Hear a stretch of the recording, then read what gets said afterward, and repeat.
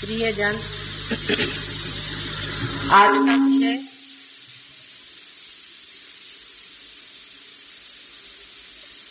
सहजयोग, एक अभिनव आविष्कार।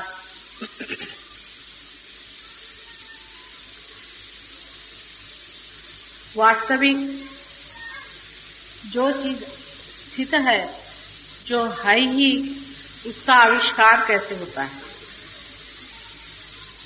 जैसे कि कोलंबस हिंदुस्तान खोजने के लिए चल पड़ा था,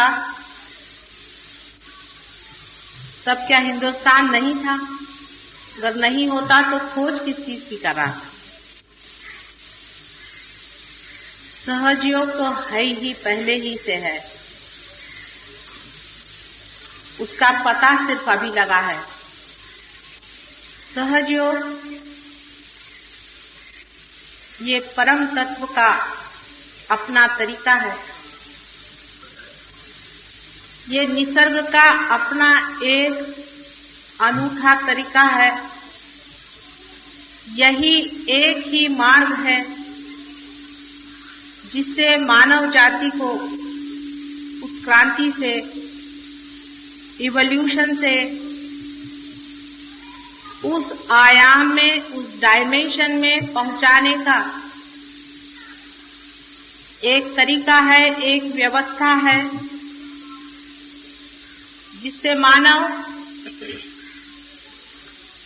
उस चेतना से परिचित हो जाए, उस चेतना से आत्मसात हो जाए, जिसके सहारे ये सारा संसार, सारी सृष्टि और मानव का हृदय भी चल रहा है।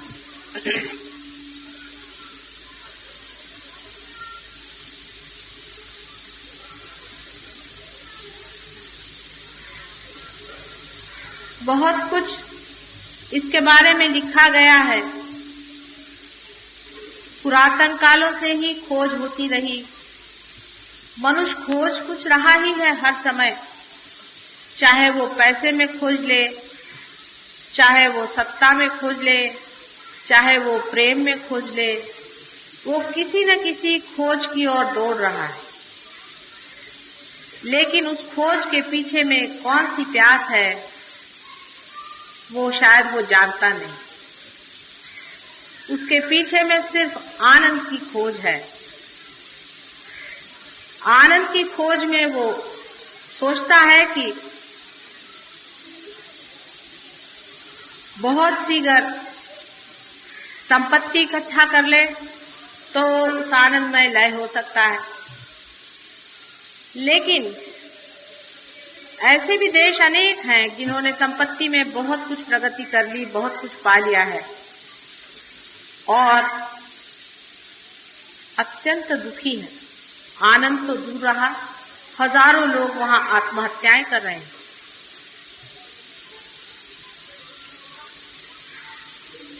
सारे खोज के पीछे में आनंद की प्यास आपको घसीटे चली जा रही है किसी अज्ञात की ओर। सारे इन खोजों में ढूंढते ढूंढते जब मनुष्य हार जाता है कि कहीं मिलता नहीं, तो वो धर्म की ओर मुड़ता है। और धर्म की ओर भी जब मुड़ता है तब भी वो बाहर ही खोजता है।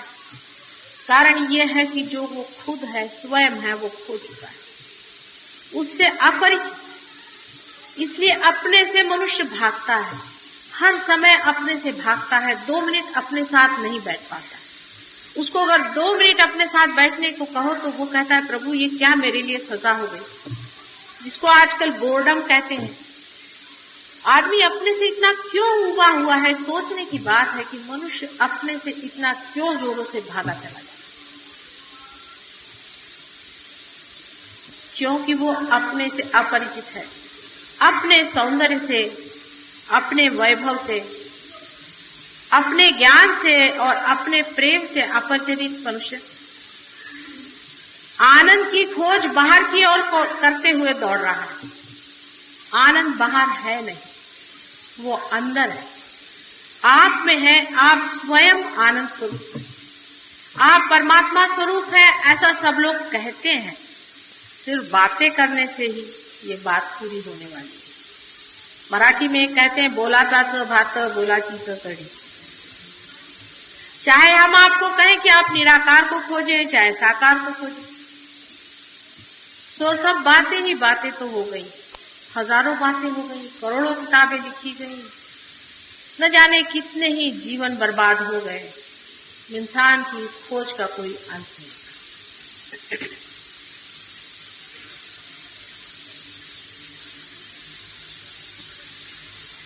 मनुष्य जो कुछ भी सोचता है अपने मन से, वो मन के दायरे में, लिमिटेशंस में सोचता है। मन से परे की जो बात है वो इस मन से समझने वाली है नहीं। अब जैसा मेरा भाषण भी है, ये भी आपके लिए सिर्फ बातचीत ही है, ये भी एक बातचीत ही है, क्योंकि इस बातचीत से आप उस परमात्मा को नहीं जानते। जितनी भी इस पर मैं बात करती जाऊं, उतने ही आपके मन पे इसका बोझा बनता जाएगा। अगर मैं कहूं कि कोई बोझा न रखो, तो उसका भी बोझा बनते जाएगा।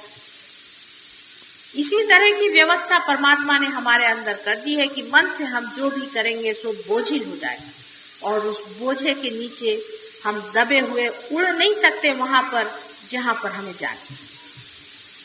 इसीलिए खोज आज तक अधूरी ही रही है।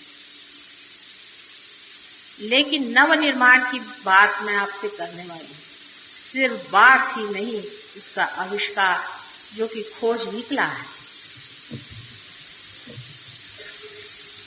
उत्क्रांति के मार्ग में ऐसा ही होता रहा है कि कोई प्राणी अति विशेष स्पेशलाइजेशन में या विशेषज्ञ हो गया तो वो डूब जाता है, खत्म हो जाता है।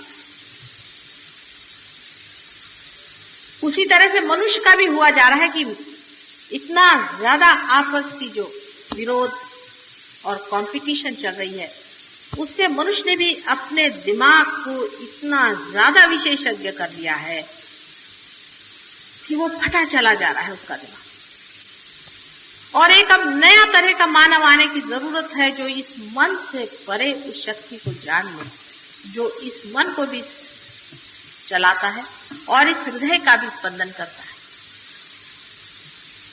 उस शक्ति को जानने के बारे में कितनी ही बातें आप करिए और कितना ही उस पर प्रयत्न करें, आप वहां नहीं पहुंच सकते। ये बात निसंदेह, ऐसे तो सभी ने यही लिखा है जो मैं कह रही हूं, कोई मैं ऐसी विशेष बात तो कह नहीं रही। नानक जी को आप पढ़ें, कबीरदास जी को आप पढ़ें, आप वशिष्ठ को पढ़ें, गुरुओं के गुरु जनक के बारे में आप पढ़ें। अपने देश में छोड़िए, बाहर के देशों में भी हजारों लोगों को जो पार हो चुके हजारों वर्षों से ऐसा ही लिखते आए, यही लिखते आए हैं जो मैं कह रही हूं कि जो पाना है अकस्मात अंदर होता है। लेकिन वो भी बेचारे कहते ही रह गए, क्योंकि शायद वो भी इसे खोज नहीं पाए। लेकिन अगर वो नहीं खोज पाए थे, इसका मतलब ये नहीं कि वो कुछ कम थे। अगर कोलंबस हिंदुस्तान नहीं खोज पाया था, इसका मतलब ये नहीं कि वो कोई कम था। और बाद में जिन लोगों ने उसे खोज लिया है, उन्होंने कोई उनको नीचे गिराने के लिए नहीं खोजा था। ये एक सामूहिक खोज रही है। आप लोग सब अलग अलग होकर के सोचते हैं, तब इस तरह से बात बहुतों के दिमाग में आती कि माता जी कुछ अलग ही बात कर रही। नहीं, मैं इन सब खोजों की खोज का ही पता आपको दे रही। आज तक अत्यंत कष्ट उठा करके न जाने कितने ही मानव मैंने इस पर ध्यान दिया है। साइकोलॉजिस्ट ले लीजिए, बायोलॉजिस्ट ले लीजिए, बड़े बड़े साइंटिस्ट ले लीजिए, वे भी एक हद तक जाकर के हार चुके। बहुत बहुत संत और जो महंत हो गए, रियलाइज्ड हो गए, वो लोग भी पा लिया लेकिन दे नहीं पाए। इसका कारण समय। परमात्मा के लिए समय अनंत है। हम लोग उसे ऐसा सोचते हैं कि जो लोग पीछे हो गए और जो लोग आगे हो गए, जो मर गए तो बड़े हो गए। कौन मरा है, मैं ये पूछना चाहती हूँ। कोई मरता ही नहीं। जितने भी मरते हैं परलोक में बैठते हैं और वापस यहाँ लौट आते हैं, फिर परलोक में बैठते वापस यहाँ लौट आते हैं। प्राणी मात्र से कुछ कुछ लोग मनुष्य हो जाते हैं, लेकिन अधिकतर मनुष्य परलोक से वापस यहाँ पर और यहाँ से फिर परलोक। यही आना जाना लगा हुआ है, कोई मरता नहीं। तो हो सकता है कि आप में से जो आज यहाँ बैठे हुए लोग हैं, ये भी जन्म जन्मांतर की खोज लिए हुए आज यहाँ पहुंचे हुए हैं और वो पा सकते हैं। अगर आप पा सकते हैं तो उसमें इतना वाद विवाद क्यों? एक साधारण सी बात जो मुझे बड़ी बचकाना सी लगी, बहुत ही बचकाना सी बात है कि लोग हर एक चीज का राजकारण बना लेते हैं। एक माँ खाना खाने को दे रही है, उसका भी राजकारण बनाने से कैसे कार्य बनेगा? ये राजकारण नहीं है, ये सत्य है, ये तथ्य है। ये बहुत बड़ी खोज हुई है।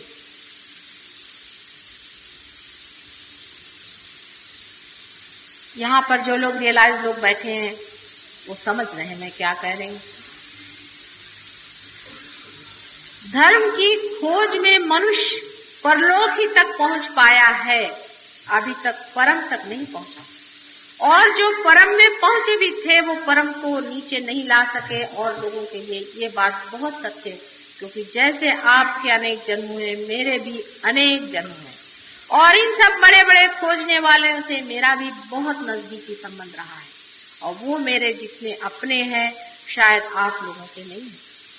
जो लोग बड़े बड़े झंडे लगाते हैं कि हम मुसलमान हैं, हिंदू हैं, ये हैं, वो हैं, वो सिर्फ एक वकीली लेकर के झूठ मूठ की आए। उनके पास कोई भी गारंटी नहीं है कि पिछले जन्म में हो सकता है जो हिंदू था वो मुसलमान रहा हो, जो मुसलमान हो वो ईसाई रहा हो। जब जन्म जन्मांतर की बात है, जब अनंत की बात है, तो सोचना भी उसी लेवल पे, उसी स्तर पे होगा।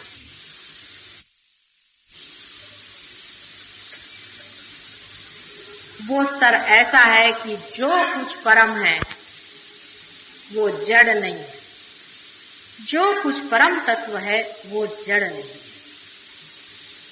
जो कुछ सटल है वो ग्रोथ नहीं है, जो कुछ सूक्ष्म है वो जड़ नहीं है। इस बात को आप ठीक से समझिए। वो जड़ में प्रकाशित हो सकता है, किंतु परम जड़ में इंटरेस्टेड नहीं है, उसमें कोई दिलचस्पी नहीं है।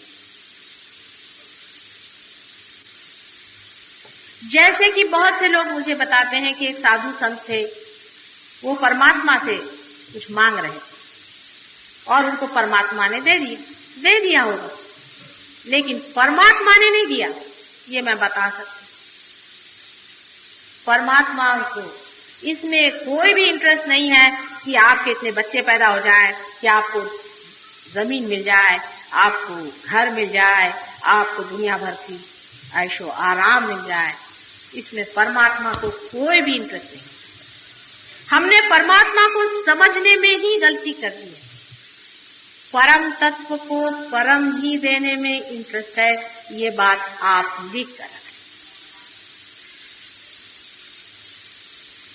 और इस पर भी लोग सब बात करते हैं कि परम तत्व जो है वो कुंडलिनी योग से पाया जाता है। ऐसा भी बहुत लोग लिख करके गए, लेकिन कुंडलिनी योग से सिद्धि पाई जाती है, ऐसी बात कहीं भी लिखी नहीं गई। हाँ, लेकिन जिन्होंने सिद्धियां पाई है वो यही लिखते हैं कि कुंडलिनी से सिद्धियां आनी चाहिए। कभी भी नहीं। कुंडलिनी आपकी माँ आपके अंदर बैठी हुई है, आपको पुनर्जन्म देने के लिए। वो आपको सिर्फ पुनर्जन्म देगी, आपको सिद्धियां दे करके परलोक में फेंकने वाली वो मूर्ख माँ नहीं। जितनी समझ आपके पास है उससे कहीं अधिक समझदार है वो, कहीं अधिक प्रेममय है वो। आपको गलत जगह में, असत्य में ढकेलने वाली दुष्ट मां नहीं। कुंडलिनी के योग से जब तक परम तत्व की पहचान नहीं होती है तब तक वो कुंडलिनी योग नहीं है और वही सहज योग है। और इसकी व्यवस्था परमात्मा ने कितनी खूबसूरती से हमारे अंदर की है, वो भी एक समझने की बात है। जब बच्चा माँ के पेट में आता है तो जड़ तत्व से उसका सारा शरीर, मन, बुद्धि, चित्त, अहंकार सब वो बना देता है, लेकिन उसके अंदर जो प्रकाश आता है वो माथे के तालू में से, जिसे कि फॉन्टेनेल बोन अंग्रेजी में कहते हैं, नीचे उतरता है और अपना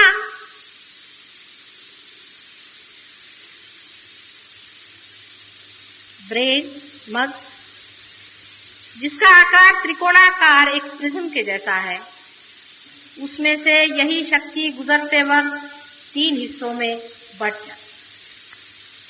ये सब परमात्मा ने किस खूबी से किया है, ये जानने के लिए यहाँ अगर कोई डॉक्टर हो तो वो समझ सकता है। इसी को हम सिंपैथेटिक और पैरासिम्पैथेटिक नर्वस सिस्टम कहते हैं। हमारे शरीर के अंदर 2 ऐसी शक्तियां विराजमान हैं कि जिसके बारे में हम बहुत कुछ कम जानते और जिसके बारे में हमें पता लगाने में बड़ी दिक्कतें होती हैं, खास करके पैरासिम्पैथेटिक नर्वस सिस्टम। अपने योग शास्त्र में इसे सुषुम्ना और ईड़ा और पिंगला ऐसी 2 सिस्टम्स बताएंगे। ईड़ा और पिंगला ये दोनों ही अपने शरीर में सिंपैथेटिक नर्वस सिस्टम का उद्भव करते हैं, माने उसका जड़ तत्व जो है वो सिंपैथेटिक नर्वस सिस्टम है। अब ऐसा समझ लें कि परमात्मा ये पेट्रोल अपने सर में यहां से भर देते हैं और पेट्रोल भरते वक्त वो कुछ ऐसी घटना घटित होती है कि प्रिज्म के अंदर से गुजरने वाले उनके किरण आपस में इस तरह से आ करके और फिर मुड़ जाते हैं, जिसे डिफ्लेक्ट होना कहते हैं, और फिर नीचे जा करके उनकी ईड़ा और पिंगला ऐसी 2 नाड़ियां बनती हैं और जो बराबर बीचों बीच शिखर पे से बीचों बीच उतरने वाले किरण आपकी कुंडलिनी बन करके जो त्रिकोणाकार अस्थि अपने मज्जा तंतुओं के नीचे बना हुआ है उसमें वास करते। इसे एक बात तो जाहिर हो गई कि हमारी कुंडलिनी जो है वो ऐसे जगह बैठी हुई है जिसका संबंध सेक्स से कुछ नहीं। अब आप अगर किताबें पढ़ें तो कुंडलिनी शास्त्र पे आप सब जान जाइएगा कि ऐसा होता है, वैसा होता है, यह है, वो है। लेकिन कुंडलिनी को उठाने वाले जो बहुत कुछ मुझे भी मिले हैं और मैंने भी जाने, वो सब सिंपैथेटिक पे आपको ले जाते हैं, सुषुम्ना में उठाते नहीं है। उसकी एक पहचान है, अगर आपके अंदर कोई डॉक्टर हो तो समझ लेगा इस बात को जो मैं कह रही हूँ कि पैरासिम्पैथेटिक नर्वस सिस्टम सुषुम्ना नाड़ी है जो कि बीचों बीच है, और उसकी पहचान एक है कि जब कुंडलिनी उठती है तो आंख की पुतलियां बड़ी हो जानी चाहिए। ये तो साधारण बाहर की पहचान है। किसी भी डॉक्टर से आप पूछ लें कि जब पैरासिम्पैथेटिक नर्वस सिस्टम एक्टिवेट होती है तो पुतलियां डायलेट होनी चाहिए। और बाहर भी हम आपको दिखा सकते हैं अगर आपकी नजर खुली हुई हो तो, क्योंकि आज तो हर एक चीज का आपको कोई ना कोई प्रूफ ही देना पड़ता है, नहीं तो कुछ समझ में नहीं आती बात है।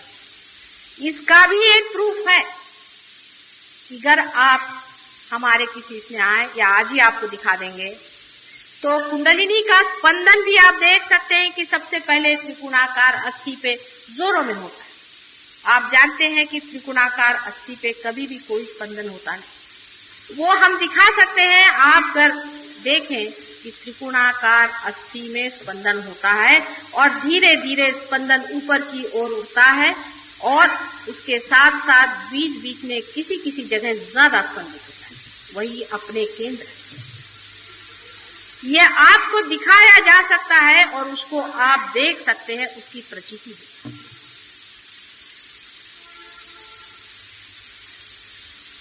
जब कुंडलिनी सुषुम्ना से उठेगी तभी आप पार हो सकते हैं। लेकिन इसके लिए परमात्मा ने न जाने क्यों एक बड़ी जबरदस्त कंडीशन लगा दी है। एक बड़ी भारी अटकल है उसमें जो देना ही पड़ेगा। वो ये है कि कुंडलिनी सुषुम्ना पे तभी आएगी जब परमात्मा का असीम प्रेम उस आदमी में उतर पड़ेगा। जब तक वो प्रेम मनुष्य में उतरेगा नहीं, कुंडलिनी उठने वाली नहीं है, चाहे आप कुछ करें। वो नाराज हो सकती है, गुस्सा हो सकती है, लेकिन कुंडलिनी कभी भी नहीं उठ सकती है जब तक वो असीम प्रेम सुषुम्ना के अंदर जगह बनी हुई है। खास इसकी जगह बनी हुई है हमारे नाभि चक्र और अनाहत चक्र के बीच में एक बड़ी सी जगह बनी है। जब तक उसके अंदर ये प्रेम उतरेगा नहीं, तब तक सुषुम्ना से ये प्रवाह उठने वाला नहीं। जैसे समझ लीजिए कि दो सीढ़ियां हैं और बीच में एक सीढ़ी है। उस सीढ़ी में और हम में कुछ अंतर है, गैप। इस अंतर को आप किसी भी तरह से लांघ नहीं पा रहे। उसमें कोई पुल नहीं है जिसको आप लांघ कर जाएं। और ये दो सीढ़ियां बराबर ईड़ा और पिंगला नीचे जमीन पर लगी हुई। सिंपैथेटिक नर्वस सिस्टम की लेफ्ट और राइट, ये दोनों ही जमीन पर लगी हुई हैं और बीच वाली आधांतरी लटकी हुई है जो परम में पहुंचा। आप सिंपैथेटिक नर्वस सिस्टम की जो दोनों सीढ़ियां हैं, अगर कोई साइकोलॉजिस्ट हो तो मेरी बात समझ सकता है। वो एक जो लेफ्ट हैंड की तरफ में है, दाहिने ओर है, वो आपको पहुंचा देती है ईगो में, अपने अहंकार। और जो राइट हैंड साइड में है वो आपको पहुंचा देती है आपके सुपर ईगो में प्रति अहंकार। ये दोनों मिलकर के हमारे माथे पे छा जाते हैं, जैसे कि कोई बलून ना हो उस तरह से ऊपर आ जाते हैं और आ करके इस जगह में जहां हमारा तालु होता है उस पर दोनों आ करके मिल जाते। कभी कभी तो ये पूरे सारे सर पे ही छा जाते हैं। कभी तो प्रति अहंकार जबरदस्त होता है और कभी अहंकार। जो भी ज्यादा जबरदस्त होता है वो हमारे दिमाग पे छाया हुआ है और आ करके वो हमारे इस मार्ग को रोक देते हैं, बंद करते हैं। अब जो पेट्रोल हमारे अंदर पैरासिम्पैथेटिक नर्वस सिस्टम से भरा गया था, कुंडलिनी से भरा गया था, वो उसका स्रोत बंद हो गया। अब हम अलग हो गए, अब हम सेल्फ हो गए। हमें लगा कि भाई हम कोई हैं। अब अहंकार शुरू हुआ, हम हैं।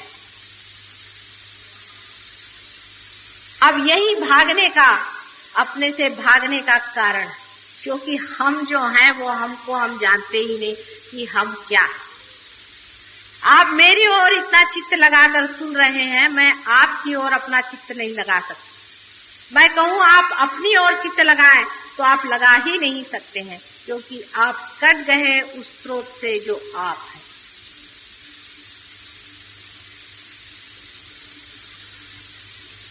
एक जो प्रति अहंकार है, सुपर ईगो है, उस पर बोझे जितने भी हमारी ओर से पड़ते जाते हैं, हर तरह के बोझे, उसको आप कह सकते हैं इस तरह के बोझे जिसमें हम अपने को सिखाते हैं ये करो, वो करो, ऐसा नहीं करना चाहिए, वैसा नहीं करना चाहिए, ऐसा नहीं करना चाहिए, इधर नहीं जाना चाहिए, वो नहीं खाना चाहिए, इस तरह की चीजें। या ऐसा कहें कि हम बड़े बड़े भाषण देते हैं लोगों को, आपको हिंदुस्तानी बनना चाहिए, आपको जापानी बनना चाहिए, आपको इससे नफरत करनी चाहिए, उससे नफरत करना चाहिए, हम हिंदू हैं, हम मुसलमान हैं, ईसाई हैं, आदि तरह के सब जितने जिसको कंडीशनिंग कहते हैं, बोझ, इससे ये सुपर ईगो जो है दब जाता। और जो अहंकार है वो ये कहता नहीं हम तो ये हैं, हमें ये करना चाहिए, वो करना चाहिए। जो कहता है नहीं करना चाहिए वो तो सुपर ईगो, और जो कहता है करना चाहिए वो ईगो है। असल में हम न तो कुछ नहीं करते हैं, न तो हम कुछ करने वाला तो कोई और ही है। बेकारी में बचखानापन नहीं, करने वाला अपना काम तो करता ही है और करेगा ही। लेकिन यही जड़ता हमारे अंदर दोनों है कि हम उस पेट्रोल को इस्तेमाल करते हैं इन दोनों ईड़ा और पिंगला से, अपनी सिंपैथेटिक नर्वस सिस्टम से। उससे हम अपने को कंडीशनिंग कर लेते हैं, बोझे में डाल लेते हैं। बीचों बीच सुषुम्ना नाड़ी। अब बहुत से लोगों ने मुझसे ऐसा भी कहा कि माता जी आप तो इनके विरोध में बोलते हैं, उनके विरोध में बोलते हैं। भाई मैं किसी के विरोध में नहीं बोल रही, लेकिन तुम तो गलत सीढ़ी से चढ़ गए ना, उसे तो उतारना पड़ेगा ही जो बीच की सीढ़ी में तुम्हें चढ़ाना है। इसमें किससे मैं विरोध कर रही हूँ, मेरी समझ में नहीं आती कि इसमें किससे विरोध करके मुझे क्या करना। मैं तो आपसे बता रही हूँ कि आप गलत सीढ़ी पे चढ़ गए, सभी उतर आइए। मैं तो बड़े बड़े गुरुजनों से मिलने जाती हूँ, उनसे बात करती हूँ कि आप कर क्या रहे हैं। कुछ करने से परमात्मा नहीं मिल सकता है, इन लोगों से कुछ करवाइए नहीं, ये करने धरने से परमात्मा नहीं मिल सकता। ये आपको मैं क्या बता रही हूँ, आप वशिष्ठ पढ़े या नहीं तो आदि शंकराचार्य को पढ़े, जो कि हिस्टोरिकल चीज है, उनको भी पढ़े। उन्होंने भी यही कहा है कि आप परमात्मा को पाने के लिए कुछ कर नहीं सकते। लेकिन अंतर उनमें मुझे जरा सा थोड़ा सा फर्क है। इतना ही अंतर आता है कि उन्होंने कहा था कि परमात्मा को पाने के अधिकारी बहुत ही कम, इसलिए ठीक है कि कुछ भक्ति में रहें और कुछ अपने ऊपर योग वोग लगाकर अपने मन को अनुशासित करें। लेकिन उन्होंने भी कहा था कि अनुशासित मन, फिर चाहे वो किसी भी तरह का, और वैसा भी मन कि जो विषयों के पीछे दौड़ता है और अपने को जिसको इंटेलिजेंस कहते हैं उसमें है, दोनों ही मन इस कार्य के लिए व्यस्त है। ऐसा सुंदर मन जो छोटे बच्चों जैसा निष्पाप हो, वही इस परमात्मा को पाने का अधिकारी है, ऐसा उन्होंने साफ साफ कहा। लेकिन कौन पढ़ता है उनको कोई पढ़ता जो नहीं ना। प्रश्न तो यह है कि हम लोग सभी को पढ़ते हैं और उसमें से उनको ज्यादा पढ़ते हैं जिनको धर्म के बारे में कुछ मालूम नहीं, और मालूम भी है तो थोड़ा बहुत मालूम। जो अपने को बहुत हिंदू कहलाते हैं उनको पहले आदि शंकराचार्य को पढ़ना चाहिए। आदि शंकराचार्य ने तो हिंदू धर्म की संस्थापना करी थी। फिर आदि शंकराचार्य को क्यों नहीं पढ़ते? दुनिया भर के लोगों को आप पढ़ते हैं, उनको क्यों नहीं आप पढ़ते हैं और उनको आप जानते क्यों? उसमें मुझ में जो अंतर है वो इतना ही है कि वो कहते थे कि बहुत ही करोड़ों में एक दो होते हैं, मैं कहती करोड़ों में लाख तो है ही नहीं समझते। ये आशावाद का अंतर नहीं है, ये समय का अंतर है। समा ऐसा कलयुग का समा है ही बड़ा घनघोर युद्ध का समय, अंधकार और प्रकाश का घनघोर युद्ध चल रहा है। आपको पता नहीं क्योंकि आप सिर्फ अभी मुझे ही देख रहे हैं, अपने से परे आप किसी को देख नहीं पा रहे हैं। लेकिन जो लोग रियलाइज हैं वो जानते हैं कि कैसा कैसा चंग बांधा गया। आज पूर्णिमा का रोज है, आज दोनों का जोर है। नेगेटिव और पॉजिटिव फोर्सेस दोनों अपना जोर बांध रहे हैं। सिंपैथेटिक और पैरासिम्पैथेटिक का पूरा जोर है। सिंपैथेटिक पैरासिम्पैथेटिक को चूसे चली जा रही है, और सिंपैथेटिक कितना भी चूस ले, अगर पैरासिम्पैथेटिक उस अनंत से एकाकार हो जाएगी तो उसमें वो भरता ही रहेगा। कितना भी आप पेट्रोल खर्चा करें, अगर वो पेट्रोल पंप ही में लगा हुआ है तो फिर क्या डरने की। ये सारे सिंपैथेटिक का प्रश्न। सिंपैथेटिक की जो एक्टिव कॉन्शियसनेस की साइड है, जहां से आप सारा काम करते हैं, जिसे एनर्जी इस्तेमाल करते हैं, वो अगर अति इस्तेमाल हो तो कैंसर जैसा रोग हो जाता है। और जिस तरफ में सुपर ईगो होता है वो ज्यादा इस्तेमाल हो तो पागलपन आ जाता है। हम किसी को ठीक ठाक नहीं करते हैं। ये भी कहना है कि हम बीमारियां ठीक करते हैं, एक तरह से गलत ही बात है। क्योंकि वो तो पैरासिम्पैथेटिक नर्वस सिस्टम, जो कि इन दोनों भी सिस्टम को ठंडा कर देती है, अपने आप ही मनुष्य जो है वो ठीक हो जाता है। अगर कोई पागलपन होगा तो वो भी ठीक हो जाएगा, और अगर कोई आपके अंदर में ओवर एक्टिविटी से कैंसर जैसा रोग होगा वो भी ठीक है। कैंसर का इलाज सिर्फ सहज योग, और कोई उसका इलाज संसार में नहीं है, ये बात सिद्ध हो जाएगी। हम जानते हैं कि थोड़े दिन में बिल्कुल ये बात सिद्ध हो जाएगी, और हमने बहुतों का इलाज भी जो किया है कैंसर का, वो भी लोग यहाँ बैठे हुए हैं वो भी बता सकते हैं। तो भी एक बात पहले और शुरू से ही कह रही हूं कि चित्त हमारा कहाँ है। चित्त क्या उस कैंसर पे है जो इस शरीर को जर्जर किए हुए है, जो कि जड़ है। हमारा चित्त अगर चैतन्य पे है तो चैतन्य की बात सोचनी चाहिए। जब तक हम अपना चित्त चैतन्य की ओर नहीं रखेंगे तो जड़ भी हमें सताएगी। सारा काम चैतन्य का, जड़ता का कोई काम ही नहीं। हमको इतनी आदत जड़ता की हो गई, इतनी आदत जड़ता की हो गई है कि मनुष्य छोटी छोटी जड़ बातों से फिसल जाता है। छोटी छोटी जड़ बातें, जैसे मैं आपसे कहूँ, एक थी हमारे पास आती थी, उनको रियलाइजेशन हो गया और वो काफी अच्छे से देने वगैरह लगे। लेकिन रियलाइजेशन का मतलब भी ये तो नहीं कि आप वयस्क हो गए, आपका पुनर्जन्म हो गया, आप दूसरे बच्चे हो गए। अब उनको आगे बढ़ना चाहिए, उस पर उनका चित्त, मेरा लड़का जो है वो ठीक हो जाए, मेरे बच्चे जो हैं वो ठीक हो जाए, मेरा पति जो है उनका ठीक हो जाए, फिर थोड़ी देर मेरे पैसे का मामला ठीक हो जाए। चित्त कहाँ है? चित्त आप रियलाइज हो गए तो भी चित्त वही है जिसे आप छोड़ के आए हैं। जिसने चैतन्य पे चित्त रखा है वो बहुत ऊंचा उठ गया है। आपके बीच में भी ऐसे लोग बैठे थे जो बड़े ऊंचे, सब देवता स्वरूप है। ये लोग वंदनीय है। यही देवताएं हैं, इन्हीं को देवता कहना चाहिए जिनका रीबर्थ। बेकार की बातें करने वाले लोगों से झगड़ा करने की किसी को भी कोई जरूरत नहीं। जिनको आना हो आए, नहीं आना हो नहीं आए, उनसे झगड़ा करने और वाद विवाद करने का आज समय रहे नहीं, क्योंकि वो लोग वाद विवाद ही करते रहेंगे।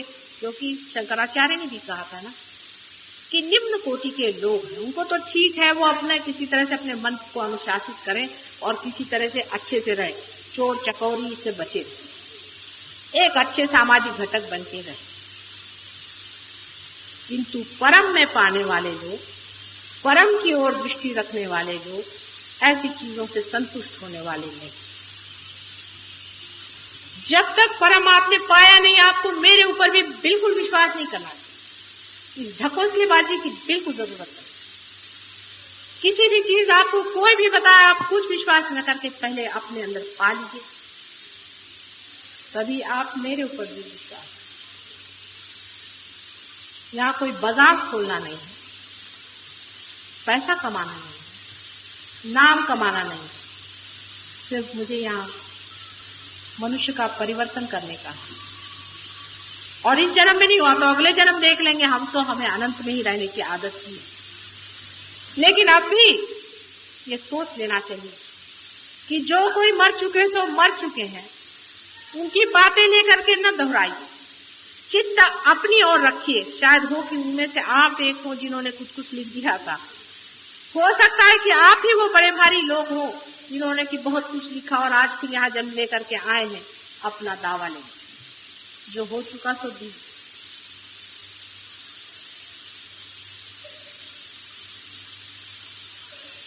सहज योग में जो साधक होता है उसे कुछ भी नहीं करना।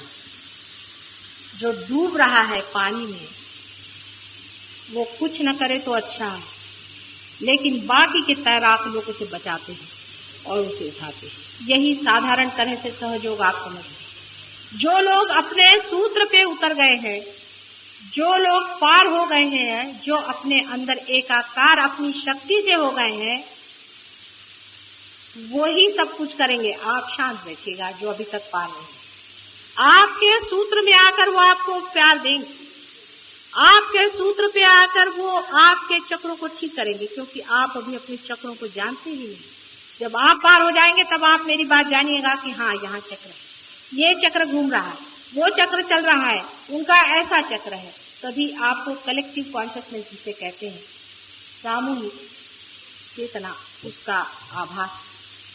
पहले ही से नाही करने लोगों का ये स्थान नहीं है और न ही उनके लिए यहाँ पर कोई व्यवस्था की जाए। ऐसे लोग जो कि आप हैं, चाहे वो कितने भी कंडीशन हो, लेकिन जो सच्चाई चाहते हैं और जो चाहते हैं कि हमारे अंदर परिवर्तन हो जाए, वो सर आंखों पर हमारे, और मुझे पूर्ण विश्वास है कि इस जन्म में ही उनको मिलेगा, चाहे उनकी कैसी भी कंडीशनिंग हो गई हो, चाहे उनके कुंडलिनी साथ कैसा भी खिलवाड़ हो। खिलवाड़ बहुत हो चुके हैं। अगर मैं कहती हूँ कि किसी की कुंडलिनी की खराबी आ गई है, उसमें लोग मुझे कहते हैं आप विरोध कर रहे हैं। भाई पागलपन की बात है। एक माँ है, अगर बच्चे की कोई चीज बिगाड़ देती है, अगर उससे वो बताती तो किसी का विरोध नहीं करे। तुम्हारी अबोधिता में, तुम्हारे सादगी में अगर तुम्हारा कुछ बिगाड़ हो गया है तो उसको हम ठीक करने के लिए बैठे होंगे। लेकिन पहले ही से इस तरह की बात सोच लेना, ये कौन सी आर्तता है, ये कौन सी मांग। गुरु का आज गुरु पूर्णिमा का आज दिवस है और सहज योग का पूर्ण वर्णन विशद रूप से करना किसी छोटी समय में संभव नहीं। मेरा आज विचार था कि काफी विषय पे मैं कह सकूंगी, लेकिन मैं जानती हूँ ये विषय अत्यंत विशद है, सागर के। और मेरे अनेक ध्यान के क्लास में मैंने लोगों से बताया है। इतना ही नहीं, जो लोग रियलाइज हैं वो उस स्तर पे आ गए हैं कि इस बात को समझ सकते, क्योंकि उनके हाथ से वो प्रवाह, वो आनंद लहरियां बह रही हैं, वो प्रेम की लहरियां बह रही हैं, जिससे वो समझ सकते हैं कि कलेक्टिव कॉन्शियसनेस क्या है, सामूहिक चेतना क्या है। इसको भी समझना चाहिए कि ये कौन सी चीज। अभी बहुत से लोग आप में ऐसे भी होंगे जो मेरी ओर हाथ करके बैठे, तो आपके अंदर ऐसा लगेगा जैसे हाथ थरथरा रहे हैं, कपकपा रहे हैं, आपको ऐसा लगेगा। अब उस पे लोग कहेंगे कि नहीं हमें वाइब्रेशंस आ रहे हैं। वो वाइब्रेशंस नहीं है, वो तो आप हमारे विरोध में है। आपके अंदर कोई चीज हमारा विरोध कर रही है पूरी समय। ये जो हम प्यार आपको दे रहे हैं उसके विरोध में थरथरा रहे हैं। ये आप हमारे विरोध में खड़े हैं, इसलिए आप थरथरा रहे हैं, वो वाइब्रेशन। और वाइब्रेशन तो तभी हम मानते हैं जिस वक्त आपके सहस्त्रार का चलना रुक। कबीरदास जी ने कहा है कि शिखर पर अनहद बाजे। शिखर पर अनहद की आवाज आती है, माने हृदय में जो स्पंदन है वैसी आवाज आने लगती। वो तो हुई जब तक टूटा नहीं। जब टूटने पर सारी आवाज टूट करके, सारी ही आवाज टूट करके आप परमात्मा से एकाकार हो जाते, तब न कोई आवाज आती है, न कोई चीज दिखाई देती है, न कोई चीज दृश्यमान होती। बहुत से लोग कहते हैं कि हमें दिव्य दृष्टि है, हमें दिव्य फलाना है। ये सब सिद्धि है। दृष्टि से क्या होता है? दृष्टि से क्या मिलने वाला? दृष्टि से ही अगर सब कुछ मिलने वाला होता तो फिर खोज का है। इस दृष्टि से मिलने वाला वो नहीं है और इस कान से सुनने वाला वो नहीं, किंतु वो जानना है अंदर से। जिसने उसे अंदर से जाना है वही उसे समझ सकता है। दृष्टि से क्या बहुतों को दिखाई देते हैं, बड़े बड़े करिश्मे दिखाई देते हैं, बड़े बड़े लोगों को चित्र दिखाई देते हैं। मुझे बहुत से लोग आकर बताते उसको चमत्कार। मैं कहती हूँ बेटे इससे परे परमात्मा, ये सब परलोक सब मरी हुई थी, इससे परे परमात्मा एक अनुभव, ये एक अनुभव, इससे परे परमात्मा है। इसे छोड़िए, सबको छोड़ के निराकार में जब आप एकाकार परमात्मा से होंगे तब इन सब चीजों का अर्थ लगेगा जो साकार बनी बैठी।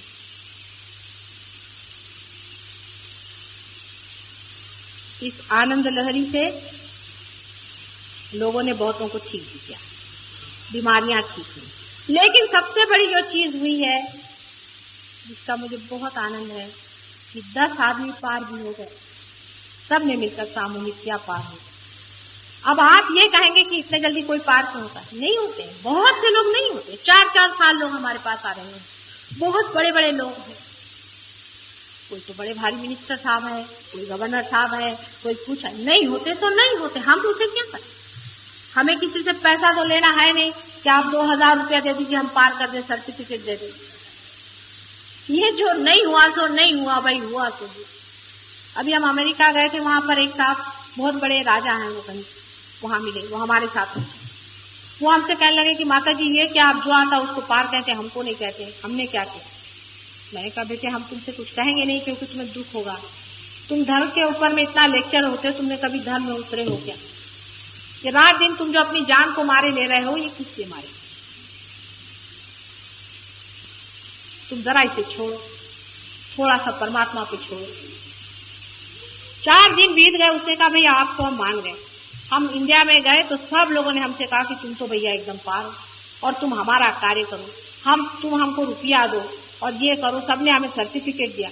मैंने कहा मेरे पास नहीं चलता बेटे, क्या कर, वो तो जो होएगा सो होएगा, इसमें किसी की चापलूसी, किसी की रिकमेंडेशन कुछ नहीं चलता।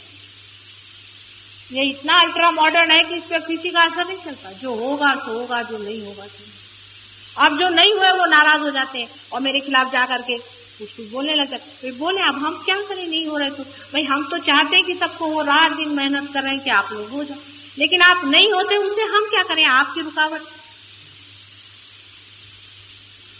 ये भी सोचना चाहिए कि कोई हो गया कहते, किसी को नहीं कहते, और सब लोग कहते कि हाँ हो गया, जितने भी खड़े कहते हाँ हो गया तो वो होगा, और सब लोग कहते नहीं इसका सहस्त्रार्थ चल रहा है, माने सबका ही चल रहा, इसमें भी कोई तो सत्य होना। बीमारी को ठीक करना सहज योग का कार्य नहीं, ये जान लेना चाहिए। क्योंकि बहुत से लोग ये कहते हैं कि उन्होंने भी ठीक किया, उन्होंने भी ठीक किया, क्या हो, कैसा किया पता है? सहज योग से सिर्फ कुंडलिनी की जागृति और परमात्मा को पाने की बात है और कोई नहीं है। और ये कार्य जो है इसका आप जड़ से संबंध मत जोड़, कभी भी इसका जड़ से संबंध जोड़ करके इसको जड़ में नहीं आता, क्योंकि बीमारियां तो 1000 तरह से ठीक लोग करते। आपने सुना होगा डॉक्टर लैंग, एक आदमी था लंदन में, बहुत बड़ा डॉक्टर, वो मर गया अकस्मात, वो मर गया, उसकी इच्छाएं अतृप्त। तो एक सोल्जर था वियतनाम में, उसके सुपर ईगो में वो घुस गया, उससे कहने लगे कि तुम लंदन चलो मेरे लड़के के घर। जब वहां पहुंचे तो उन्होंने उनसे कहा कि तुम इनसे कहो मैं आया हूं तुम्हारे अंदर। तो लड़के ने कहा इसका क्या विश्वास। तो उन्होंने सब उसको बताया, जो कुछ भी उनके बीच में गुप्त वार्ता, सीक्रेट हुए थे, सब बताए। उससे उसको विश्वास हो गया। तो उसने कहा कि तुम फिर से मेरा शुरू करो ऑर्गेनाइजेशन, मैं तुम्हारी मदद करूंगा, क्योंकि यहाँ पर लोग में बहुत से डॉक्टर्स हैं जो मैनिफेस्ट करना चाहते हैं, जो अवतरित होना चाहते हैं। उनका बड़ा भारी इंटरनेशनल ऑर्गेनाइजेशन है, पर वो सच्चे लोग हैं, कहते हैं कि ये हम लोग स्पिरिट से काम करते हैं, झूठे नहीं, उसको भगवान का नाम नहीं देते, वो कहते हैं स्पिरिट का। और उन लोगों का ऐसा है कि उनको अगर आप चिट्ठी लिख दीजिए तो वो आपको लिख के भेजते हैं कि 10 बजे इतने टाइम पर आपके पास आकर कोई आदमी कुछ कर जाएगा, आप आराम से देखते हैं। और बराबर उसी वक्त आपको कुछ लगता है कि कुछ हुआ अपने अंदर में और आप ठीक भी हो जाते। बहुत से लोग ठीक भी हो गए, लेकिन तो भी रोग ठीक करने से सिर्फ शरीर ने ठीक किया है, इसे परम तत्व तो किसी ने पाया नहीं, परम तो मिला नहीं। ये शरीर यहाँ छूट जाएगा और फिर वहां जाकर फिर यहीं आएगा। और जिन पर वो ऐसे प्रयोग कर रहे हैं वो ये भी नहीं जानते, वो भी अबोध है, वो भी उनका बचकाना पर, वो जानते नहीं है कि जिन स्पिरिट को वो आज इस्तेमाल कर रहे हैं कल वही उलट के हमारे ऊपर आए। मैं सोचती हूँ डॉक्टर लैंग जरूर थोड़ा सा जानते थे, नहीं तो वो अपने लड़के के अंदर क्यों नहीं घुसे, वो इस सोल्जर के अंदर जाकर क्यों नहीं। और स्पिरिट का देह जो होता है उस पर ये जड़ नहीं होता, इसलिए वो बहुत कुछ देख सकता है बनिस्बत हमारे, जिसको कि आप ESP कहते हैं, जिसे को आप पैरासाइकोलॉजी कहते हैं, जिसे कि आप पेंटिकॉस्टल्स का वो जो आत्मा का आशीर्वाद कहते हैं, जो कूदना होता है, जो चीखना होता है, चिल्लाना होता है, मेस्मरिज्म होता है, सारा स्पिरिट्स का काम। उसमें से कुछ स्पिरिट्स अच्छे भी होते हैं और कुछ स्पिरिट बहुत, जैसे हम हैं वैसे स्पिरिट्स भी हैं, कुछ तो राक्षस भी होते हैं, महादुष्ट होते हैं। आप उन्हें आज देख नहीं रहे, हो सके तो मैं आपको बाद में दिखा भी सकूंगी, जैसे आज कुंडलिनी दिखा रहे, ऐसा समय आ जाए तो मैं आपको वो भी दिखा दूंगी। लेकिन है उनका वास्तव्य आप देख सकते हैं, उनका असर आप देख सकते हो। और हर एक रिलीजन में उनके बारे में लिखा है। हिंदुओं में सुरासुरों की बात लिखी, जो है सो है। जब आप पॉजिटिव की बात करेंगे तो नेगेटिव आपको दिखाना पड़ेगा कि ये नेगेटिव है, ये पॉजिटिव है। जो धर्म और अधर्म की बात नहीं कर सकता है वो हवाई बात। सिर्फ धर्म की बात करने से कैसे होगा? धर्म भी है और अधर्म भी है, उसकी पूरी सारी देखा है। जो धर्म है अधर्म नहीं हो सकता, और अधर्म है वो धर्म नहीं हो सकता। इसका कंफ्यूजन कलयुग के वजह से कर दिया। लेकिन ऐसी बात नहीं है, जो नेगेटिव है वो नेगेटिव है, जो पॉजिटिव है वो पॉजिटिव। जो नेगेटिव चीज है उसको समझ लेना चाहिए। नेगेटिव का मतलब है मरी, डेड, सिंपैथेटिक में बैठी, लिबिडो से गई हुई, वो है। और उस नेगेटिव का असर बहुत ज्यादा उस जगह जब होता है जहां पर मनुष्य जड़ होता है। जैसे बंबई शहर, हम लोग बहुत जड़ है। बंबई शहर रात दिन पैसों की ठनका, इलेक्शन के झंडे, इन सब चीजों में इतना चित्त उलझा रहता है रात दिन। ये सब पढ़ पढ़ के और सुन सुन के मनुष्य का चित्त ही नहीं जाता है वहां पर। इंक्वायरी ही नहीं है, खोज ही नहीं है कि अरे हम क्यों जी रहे। क्या यही सब पढ़ने के लिए उसने गुंडे ने वहां मारा, वहां जाके निदर्शन हुए, उन्होंने जाके उनकी बुराई करी, उन्होंने जाके उनसे ऐसा किया? क्या यही सब पढ़ने के लिए हम संसार में आए? मनुष्य का विचार नहीं करने जाता। इस जड़ तत्व से बहुत बच के रहिए। लेकिन ये जड़ तत्व तो आपका अपना घिराव, इसके अलावा भी कलेक्टिव सबकॉन्शियस है, जिसे कहना चाहिए परलोक है। और उससे जो नुकसान हो रहे हैं वही नुकसान सबसे ज्यादा हमारे सहयोग में है। और जिस आदमी पर ऐसा कुछ हो गया हो उसके लिए बहुत कठिन हो जाता है कि वो सहयोग में परमात्मा को पाए। इसमें दोष हमारा नहीं दिखे। सच बात है, हमारा इसमें कोई भी दोष नहीं। दोष ना आपका है ना हमारा है, थोड़ा आपके कर्मों का जरूर है। नहीं तो आप ऐसी जगह क्यों गए जहां पर जा करके आप पर ऐसा दोष लगे।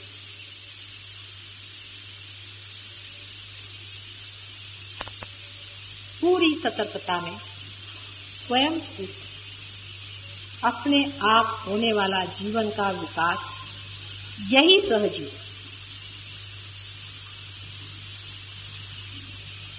भूत प्रेत स्पिरिट संत भी,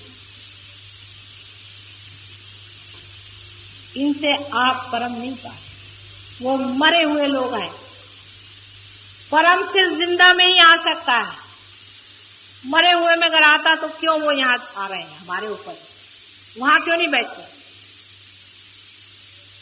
जिंदा होना चाहिए। आदमी जब तक जिंदा नहीं होगा, सतर्क नहीं होगा, उसकी चेतना जब तक पूरी तरह से जागरूक नहीं होगी, तब तक उसके अंदर सहयोग नहीं होगा। पूर्ण जागरूकता अवस्था में जो चीज आप पाते हैं वही परम है। समाधि में लोग सोचते हैं कि आंखें ऊपर हो गई, दिल हो गए, हम 2-2 घंटा बैठे हुए। ये अब सहयोग से नहीं होने वाला। ये सब आपका सबकॉन्शियस, जिसे कि मैं कहती हूँ मृत लोक है, उसमें आप उतर रहे हैं। उससे कोई भी आपको चिरस्थायी फायदा नहीं है। जिस मनुष्य को परम पाना है उसको सोच लेना है कि जो मैं सतर्कता में, पूरी स्वतंत्रता में पाऊंगा वही मैं पाऊं। पूरी स्वतंत्रता आपको, यहाँ तक किसी भी तरह का भक्ति भाव मेरे प्रति न हो, बिल्कुल नहीं होना चाहिए। जैसे एक साधारण सौम्य स्त्री होती है, वैसे ही मैं घर गृहस्थी की एक साधारण स्त्री हूँ, ऐसा ही समझ लीजिए। कुछ विशेष हूँ ये सोचना ही नहीं, ऐसा ही सोच के आइए। ये स्वतंत्रता भी होनी चाहिए, तभी आप पाएंगे। चाहे आप 10 हो, चाहे आप 1 हो, हमारे लिए काफी। इसके नंबर से नहीं होता, हालांकि नंबर बढ़ाना होगा, नंबर जरूर बढ़ाना होगा, इसमें कोई शंका नहीं। कार्य जोरों में अगर हो जाए तो हो सकता है, हालांकि परम ऊपर से बाहर चला जाए। एक नव निर्माण के लिए, एक नई चेतना के लिए, एक नए तरह के मानव की उसने व्यवस्था की हुई है इस पैरासिम्पैथेटिक की जगह। एक प्रेममय, एक ज्ञानमय, एक सौंदर्यशाली मनुष्य की रचना होनी ही पड़ेगी और होके ही। आप लोगों ने इतनी देर तक मेरा भाषण सुना है। गुरु पूर्णिमा के दिन मुझे यही कहने का है कि इस जन्म में मैं गुरु हो गई हूँ, और तो किसी जन्म में ये कार्य नहीं किया था। पहली मर्तबा गुरु का कार्य करना पड़ा। शायद हो कि माँ को ही गुरु होना पड़ता है, ये कलयुग का मामला है। इसलिए नितांत परमात्मा की जो भी शक्ति है वो किसी माँ के ही हृदय से बहे, उसी की करुणा और उसी के प्रेम में कुंडलिनी को संजोया जाए और उसे उस शिखर तक पहुंचा दिया जाए जहाँ पर कि वो अपनी गौरव में, अपने आनंद में और अपनी शान में विराजित हो। ये शायद हमारे ही भाग्य में, इसीलिए इस जन्म में ये गुरु का स्थान स्वीकृत हुआ है। माँ गुरु बन जाए ऐसा कहीं होना बड़ा कठिन है, क्योंकि माँ अत्यंत कोमल होती है। गुरु तो मार भी देगा, पीट भी देगा, डांट भी देगा, लेकिन माँ एक भी कठिन शब्द बोलते वक्त उसके हृदय में कसोटती, तकलीफ होती है बहुत। और जब वो देखती है कि मेरे बच्चे कितने ताड़ना से आए हुए हैं और इनको किस तरह से इनको संजो करके संभाल के प्यास उस किनारे ले जाना है, तब उसकी जिम्मेदारी भी इतनी बढ़ जाती है, उसका सारा व्यक्तित्व भी दूसरा हो जाता है। लेकिन आदिकाल से ही लोग कहते आए हैं कि माँ से बढ़ के गुरु कोई नहीं है। गुरु उसी को मानिए जो आपसे बड़ा हो जो आपसे बड़ा परमात्मा है।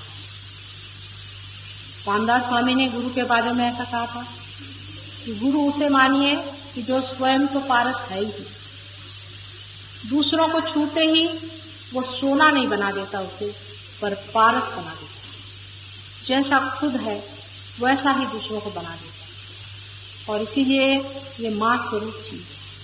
माँ बच्चों में जीती है, बच्चों के गौरव में गौरव पाती है। इसलिए इस जन्म में शायद परमात्मा की यही इच्छा रही कि ये प्रेम और ये ज्ञान एक माँ के अंदर से आपसे मिले। अभी हम लोग ध्यान में जाएंगे। इसके बाद में आप लोग आत्मकथा सीखने बैठे, अपने विचार, अपने विरोध इनको छोड़ दें थोड़ी देर के लिए, इसलिए कि आपको अपना मंगल और कल्याण करें। अपने साथ अच्छाई करें, अपने साथ बुराई नहीं। किसी भी एक चीज को पकड़े बैठे हुए हो उसे छोड़ दो थोड़ी देर के लिए। हमें आपसे कुछ लेना देना नहीं और आपकी स्वतंत्रता हमें छीननी है। किसी भी तरह, किसी भी कीमत पे मैं आपकी स्वतंत्रता आपको छीना नहीं। जैसे लोग पागल जैसे किसी पीछे दौड़ते हैं, हजारों रुपया उन पर दे देते हैं, चीजों दे देते हैं। अरे चीजें लेते किस लिए हो? गुरु हो तो आपसे कुछ नहीं ले सकते। गुरु को आप क्या देंगे? आप मुझे कुछ नहीं दे सकते। आप मुझे वाइब्रेशन भी नहीं दे सकते। आपको आश्चर्य होगा, आप मुझे वाइब्रेशन नहीं दे सकते। एक दिन मेरे पैर में चोट लगी तो एक डॉक्टर थी, वो कहले माता जी मैं आपको वाइब्रेशन देने का दो तो सही। जो वो वाइब्रेशन देने लगे, जहाँ से चोट लगी तो वहां से इतने जोर से उन पर वाइब्रेशन आए कि वो तो ध्यान में चली गई। माता जी कहने ये तो जगह में वाइब्रेशन आ रहा है और मेरी जो चोट थी वो एकदम हल्की है। गुरु वो हो जो आपसे कुछ भी न ले सके, जो शिखर पे बैठा हुआ है वो नीचे की ओर बहेगा, उसकी ओर कोई नहीं कुछ नहीं दे। असंभव की बात। अगर मैं किसी से कहती बेटे मुझे मत दो, इसलिए क्योंकि वो ढकोसला है, आप मुझे कुछ भी नहीं देते, उल्टे आप कुछ मांगते हैं मुझसे, सारा की सारा व्यक्तित्व जो है वो खोल उठता है और इतने जोर से अंदर से सारी की सारी प्रभावशाली शक्तियां दौड़ने लग जाती हैं कि किस तरह की प्रेम से इस बच्चे को मैं संभाल। जरा सा कोई कुछ मांग ही ले, परम मांगिएगा।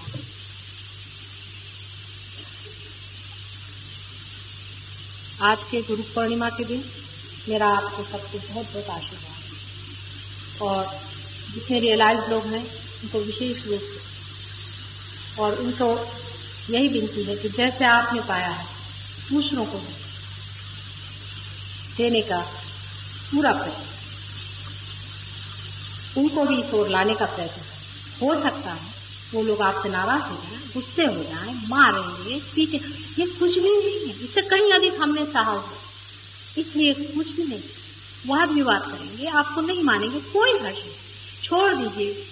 जो आपको मानते हैं उन्हीं पर ये अनुग्रह करें। यही कुछ अगर देना है यही आप दे सकते कि मेरा प्यार संसार में सब जगह पहुंचे और घर घर बीत जाए। बहुत बहुत आप सबका धन्यवाद।